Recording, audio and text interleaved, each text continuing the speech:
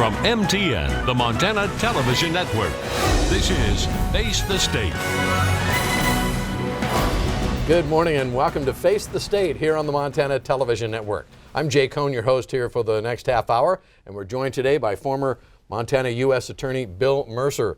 Bill, thanks for joining us again. You've been a frequent guest on Face the State over the years. In fact, we were just talking, we may owe you a hat at some point because you might be the return guest with the most appearances on Face the State, at least in the last 4 to 5 years. And we appreciate you coming in and sharing your expertise in the whole world of legal things pertaining to Montana and the federal government.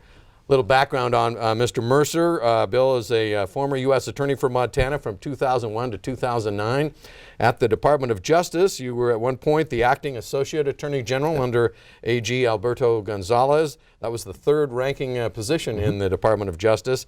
You're also a current state legislator from Billings, and you were a partner in the Holland and Hart law firm.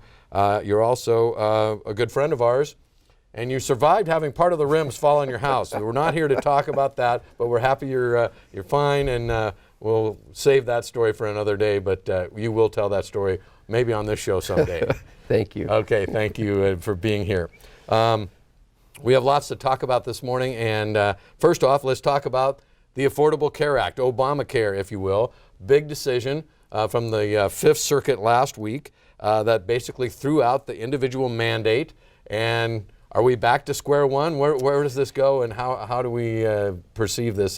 Tell Montanans what they need to know about this now. Yeah, I mean, we're going to talk about a few things that it's sort of Groundhog Day. We just kind of keep returning to some of these same things. And this case is really interesting because you do have to go back to the decision that the U.S. Supreme Court made, a 5-4 decision that said the act was constitutional, and Chief Justice Roberts was the fifth and deciding vote. He wrote the opinion, and he said the statute is constitutional because you've got the individual mandate that requires a person to buy coverage, and if they don't, then there is a tax that they end up paying pursuant to the act for not acquiring that coverage. And he said that is the basis in federal law. Because it was a tax. Because it was a tax. The tax is legal. That allowed the entire statute to be constitutional. So fast forward to the Tax Reform Act that was passed in the first term of the Trump administration, where they zeroed out the penalty. At this point, if you don't acquire coverage in one of the markets, there's no tax. Zero tax. And that's what the focus then of the district court in Texas. 18 states brought this case and said, it no longer can be a constitutional statute because if the number is zero, there is no tax. The district court agreed and held the entire Affordable Care Act to be infirm, but that's just a district court in the U.S. District Court in the state of Texas. So a bunch of other states and the federal government continued the proceeding in the Fifth Circuit. The Fifth Circuit this week agreed in a 2-1 decision with the district court and said, we agree with you to a limited extent. We agree that the tax is no longer there, and therefore the statute is unconstitutional. But we're sending it back to you because we want you to figure out whether anything survives. And they actually framed the question by saying, would Congress have failed to pass the statute as a whole if the individual mandate hadn't been a part of the overall package? So this is far from final. Now this is going back to the district court in Dallas. He'll enter an order at some point on that question, and they threw out another really interesting question, which is you got 18 states that tried to upend this thing. Perhaps the relief that would be granted should only apply in those states as opposed to all 50 states. So that's kind of an interesting wrinkle. Montana was not one of those moving parties, so we won't be neither. We did file a friend of the amicus brief, according to Attorney General Fox. He said he wants the individual mandate thrown out, but wants the law to protect the coverage of those with pre-existing medical conditions to stay in effect. He says 150,000 Montanans with pre-existing conditions rely on this law, so it's a huge deal. And if the district court says the relief, I'm going to continue to, if he finds that the statute as a whole needs to fall, that there isn't on the severability analysis, none of it survives. If he were to conclude that, but then take up the question of, does that relief only extend to the states that are parties, Montana and Wyoming wouldn't be affected because they're not parties. But really interesting. So back to the district court, he'll enter an order. If he enters an order similar to what he entered before, we can be sure there will be an appeal to the Fifth Circuit, and this is a big enough issue where it will find its way to the Supreme Court. California has already said they want the Supreme Court to take it up right now. It sounds like they're going to try to do a petition to the U.S. Supreme Court to try to expedite this. But, I think given the scope of the relief that the Fifth Circuit gave and sent it back, I think it's going to go to probably district court before it finds its way to Washington. Your analogy of Groundhog's Day is awesome. I can almost hear the Sonny and Cher song playing right now in my head. Let's move on and talk about two other cases. Rare that the Supreme Court of the United States would be dealing with two cases from Montana, but in fact they are. Yeah. And one involves the Superfund law and the people over in the Opportunity area near Anaconda who seem to want to take it a step beyond the Superfund law and try to get some help from the local district court beyond what the Superfund and the EPA have prescribed. Right. So is that a good or a good description of what's at stake here? I think that is. And kind of moving backwards in the case, this case has already now been argued in the U.S. Supreme Court. So we'll have a conclusion in this case before June. And the case starts with those residents of Opportunity suing in state district court. There has not been a trial, but the Montana Supreme Court was asked on an interlocutory basis to look at some issues, ruled adverse to Atlantic Richfield, who then asked the U.S. Supreme Court to hear this case. And it is to have, when the U.S. Supreme Court hears such a small number of cases, to have two Montana cases in this term is pretty interesting. And it really does, this case is all about what is the scope of, once a site is a Superfund site, is there really any space for a landowner to seek restoration damages based upon the alleged conduct that happened over the years? Or once that remedy that is available through the Superfund program, once they've come up with a plan and executed it, is there any space left for state courts and these private individuals to say, hey, we want this relief? And the argument was, at least I think for those of us that haven't spent a lot of time looking at this issue, was pretty technical, hard to follow. But the Supreme Court seemed to be really focused on the question of if these landowners are given independent authority to begin to do cleanup, is that going to be disruptive potentially to the point where it would impair what the Superfund program has already established as a remedy? So really hard to read the tea leaves in terms of where the court was going to go, but a Montana case is going to have an awful lot to do on the question of whether individuals can do much on their own private property once a Superfund remedy is in place. It's fascinating, having spent part of my career over in the Butte area and covered the whole Superfund declaration, and it always seemed like, oh, the Superfund ruled and this is the way it's going to be. Maybe not, though. Apparently this will decide that. It's a big thing, and a lot of citizens in that part of the state, that's the largest Superfund site in America, because it extends all the way from Butte, maybe all the way to Missoula, certainly all the way along the Clark Fork River. So again, that case was argued in December, so you're thinking a decision perhaps soon. Oh, it'll be by the end of the term, so we'll know something in that case by June. Tell us about the other case that's before the court, and in full disclosure, your law firm's involved defending or representing Espinosa in this battle over this tax credit that the Montana legislature passed in 2015. Bring us up to speed. It's again complicated, but hang with us because it's very intriguing. Yeah, it is. This goes back to the 2015 legislature, where there was a scholarship foundation program created, and there was a tax credit attached to that for both. There was a public school program and then there was a private school program. And the idea was that if a donor gave money to, in this case, let's say the private foundation, they could get up to a $150 tax credit for that donation. And when that program, it was enacted into law, but then the Department of Revenue issued rules.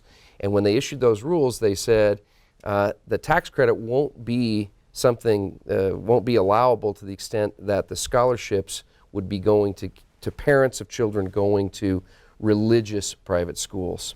And so that's percolated, as you said, I'm local counsel for the three plaintiffs. Case started in Kalispell. We were successful in state district court. We were unsuccessful in the Montana Supreme Court. And now the cert petition says, essentially, do you have an equal protection violation and or a violation of the religious clauses of the U.S. Constitution if this program, which is facially neutral in terms of if you're going to private school, the parents of private school kids would be eligible for those dollars. Is it a violation of any of those clauses if people going to religious schools aren't able to participate in the program? So similar with Christian, to have two Montana cases in front of the court, and this case follows the U.S. Supreme Court's decision in Trinity Lutheran a few years ago, and there are a bunch of states with these sort of state tax credit programs. So that will be argued in late January, and once again, we should have a decision in this case by June. And it will really, at this point, the program in Montana is really, it's never really been affected because it hasn't been implemented. Okay, so yeah. But the Department of Revenue says the state constitution prohibits the direct or indirect public funding of religious affiliated education programs. Right. That's their position. But and the Montana Supreme Court agreed. There were a bunch of different questions, but ultimately the Montana Supreme Court, their opinion is that it would be a violation of the Montana Constitution for this program to allow state dollars to support this program to the extent that the program was leading to scholarship dollars to parents of kids going to religious schools. So that tees it up. That tees it up. And you're a member of the state legislature, at least as we are sitting here today. And this has got a lot of eyes watching it from the Helena capital area, because interesting that the legislature passes a law and suddenly all laws are under scrutiny, but this is under huge national scrutiny now. So, yes. And has ramifications all across the country then. Absolutely. So, Bill Mercer, former U.S. Attorney for Montana, is our guest here on Face the State today. We're talking about some of the top legal issues and cases across the country that affect Montana. We just talked about two that are before the U.S. Supreme Court in the current term, which is very rare. Let's talk about, of course, we're talking here this morning post-impeachment from the House. Mm-hmm. And as a former Associate Attorney General, how does the Department of Justice move forward when you've got the President of the United States, in many respects, fighting against his own Department of Justice? The trust factor is not going both ways. And for someone that sat on the inside, how does that affect how they can move forward? If you can share some insight there. No, I think that's a really interesting question. I've thought a lot about the challenge. When I was in D.C. for those 2 years, just as an example, you take Katrina. Katrina was something that dominated. No one would have thought that it would have dominated our world at the Department of Justice, but we were trying to deploy marshals and ATF agents and trying to coordinate emergency response, and it literally commandeered our resources, and it sucked all the oxygen out of the room, and it was very hard to stay on message and work on the rest of the mission of the department. And I think one of the challenges now for people of the Department of Justice in terms of trying to execute the mission is that I think oftentimes people could wake up in the morning and say, okay, today our focus is we're going to try to get the message out on what we're doing on elder exploitation, for instance, or national security, or what have you. And that it would be very hard to manage that message and to try to achieve what you were trying to achieve because the message just is going to get commandeered by There could all be the a presidential tweet that morning that, that's right. as you say, sucks the energy and the oxygen out of the room. It must be a difficult landscape back there, to say the very least. It was challenging when we were there, just because whether it's the 24-hour news cycle that you want to attribute it to, or just the fact that I think the world does feel more complex all the time. You know, you've got natural disasters, you've got national security challenges, you can wake up and start your day, and if you're at the Department of Justice, there are a number of things that can really take you off course. Blindside you, right? But now I think we're in an environment where it does seem, whether it's a tweet or whether it's another issue, that there are things that aren't necessarily they seem avoidable. You know, if you have a national security event, probably unavoidable. But there are other things that I think are commandeering the message that would make it very difficult to execute the mission, and I think it'd be hard. Just haven't even asked you this before taping, but now there seems to be some question between the House and the Senate and the articles of impeachment and how they get over there. And really, the impeachment process doesn't occupy a lot of the Constitution from what I've seen these scholars talk about. It's just a few paragraphs is it. So we're really plotting new ground, no question. Yes. Any thoughts about, as you watch the give and take? It's been a historic week. I'm not sure how history's going to treat it, though. Yeah, I guess we'll see. I think that kind of back to the theme of a minute ago, I suppose this is driven largely by where people sit ideologically, but I think most of us do worry about, is it possible to function and create good public policy in Washington in the modern era? And I sort of think back when I was first in the federal government when I was 24 years old. We still passed major legislation. I didn't. I was just a low-level staffer. But certainly Congress and the executive branch were able to get fairly significant pieces of legislation through. And it's sort of been a slippery slope for the last, I think you can argue, at least late Clinton to the present, where it's just really hard to argue that the system is functional. And this strikes me as just, it's going to be more gotcha and make it more difficult for the parties to work together. And that's one of the things I will say about Helena is we certainly have our battles, but we're kind of locked in the Capitol for 4 months, and I think we're pretty effective in getting our work done.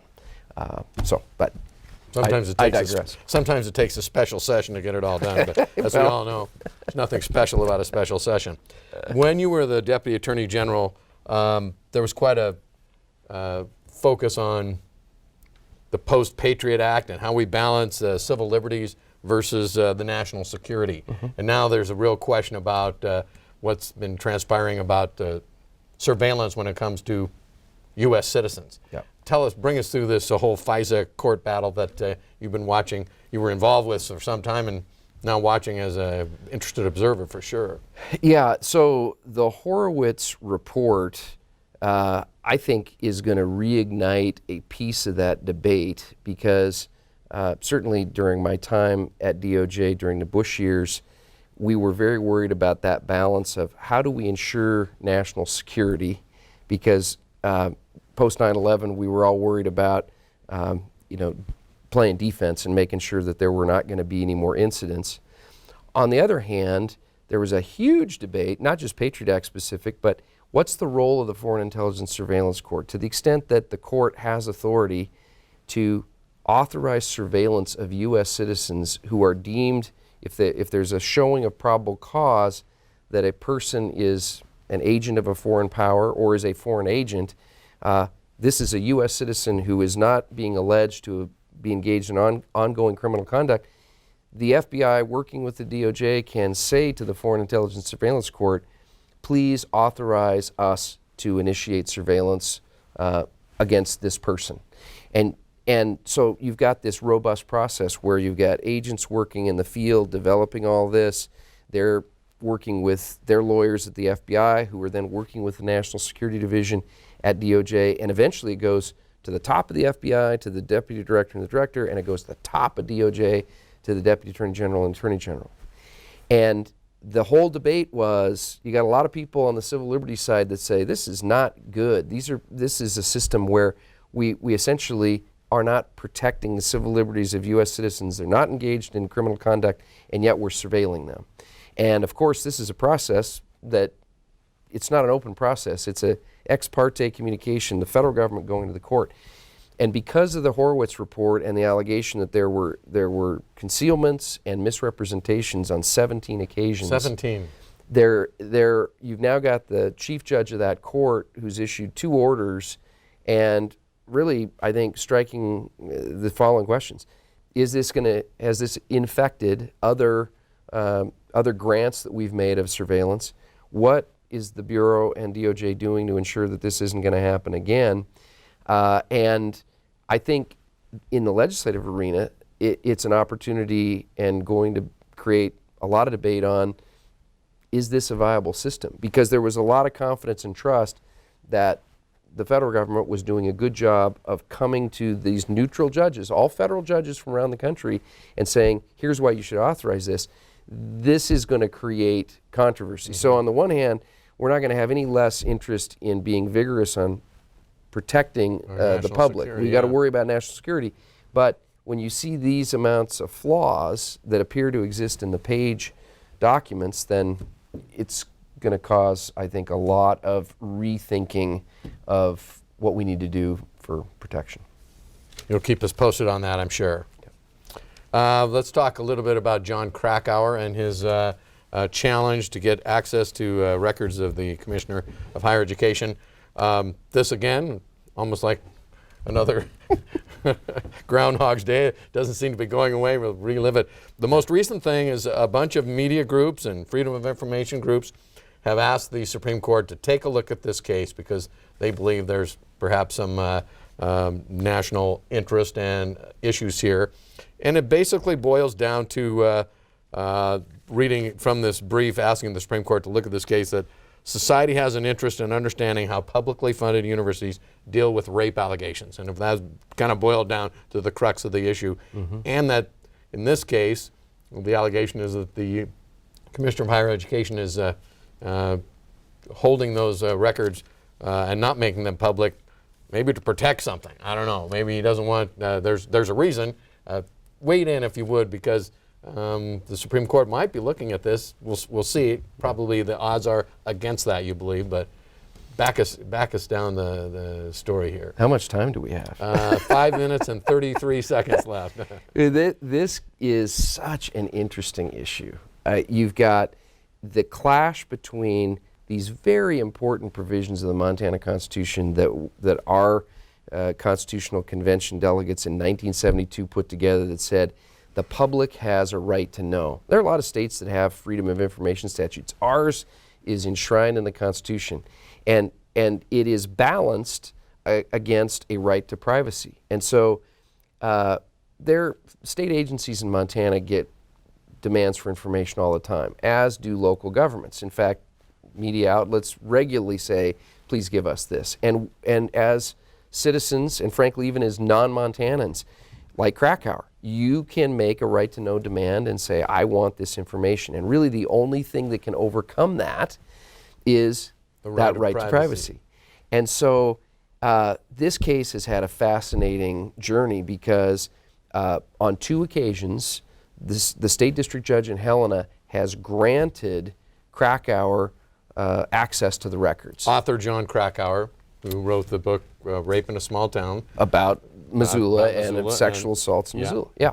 And so on those two times, on both occasions, the commissioner challenged the district court, and the Montana Supreme Court has had 2 times to review the record, and in both instances precluded disclosure. And in this most recent decision in July, the decision was the privacy interests of the student in question outweigh the right to know. And so Krakauer and his attorney have now gone to the U.S. Supreme Court to say, you know, that the FERPA statute at the federal level that covers student records is not a statute that should preclude and should essentially supersede the right to know provision that we're entitled to. And I do think it will be a challenge to get the Supreme Court to hear that case, largely because the Montana Supreme Court said, we're basing our decision on FERPA, the federal statute. We're also basing upon the code, the handbook for students at the University of Montana, and a Montana statute. So it doesn't seem like it's really clean. It's not just FERPA, but as you say, it is hard to argue. I mean, for people that really wanted to have clarity in terms of the decision-making process of the Commissioner of Higher Education on why that case was resolved the way it was, this decision is keeping all of that outside of the public domain, and it, I think, is something for where advocates of the right to know and for what it achieves, which is to really understand the operations of government. There's a frustration. Now, the Montana Supreme Court did leave a door open and said, you know, had it not been focused on just this student, had it been something where all of the records that pertain to the decisions of the commissioner with respect to allegations of sexual assault on campus, then that might be general enough where it wouldn't affect the privacy interest. But because this was directed at one student, and Justice McKinnon goes as far as to say, one student where we know what the author is going to do with those records, I think that the privacy interests were, the court in a 4-3 decision, a really close decision, said it overwhelms the public right to know. The Breckner Center for Freedom of Information is spearheading the brief to ask the court, along with the Student Press Law Center, the National Freedom of Information Coalition, the Society of Professional Journalists, the News Leaders Association, the Gannett Company, and the reason I mention this, the EW Scripps Company that owns the Montana Television Network. Full disclosure, I guess our company is involved asking the court to accept this. It's just, again, the Jordan Johnson case in Missoula has been so under the microscope, and the Commissioner of Higher Education kind of overturning the college tribunal decision to expel Jordan Johnson from school. And Krakauer wants to know who was lobbying the commissioner on this and why did he step in and oversee this ruling. So we've talked about it before 2 or 3 times on this very program, and we're still waiting for the final answer. Well, and it's certainly something that I think a lot of people are going to watch is, does this end up being a fairly narrow decision, or does this continue to really have an effect on right to know requests and what people are able to disgorge from state government and from local government? Because that whole sunshine theme was a very important theme at the time of the Montana Constitution. So 1972. Yep. Bill, we're out of time. Always a pleasure and fascinating talking with you. Thanks. Good luck down the road, and we'll see what your future political plans may be. Who knows? This is Face the State. Jay Kohn, your host today. Bill Mercer, former U.S. Attorney for Montana, our guest. Have a great Christmas, won't you, everybody? And we'll talk to you again in the new year.